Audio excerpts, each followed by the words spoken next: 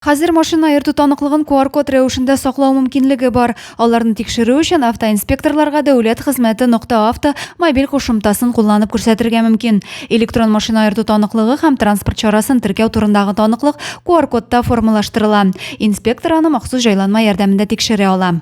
С 1 марта, с момента вступления в законную силу новой редакции правил дорожного движения, предъявление водительского удостоверения свидетельства о регистрации в электронном виде в виде QR-кода инспектору ДПС будет приравниваться к такому же водительскому удостоверению в бумажном виде.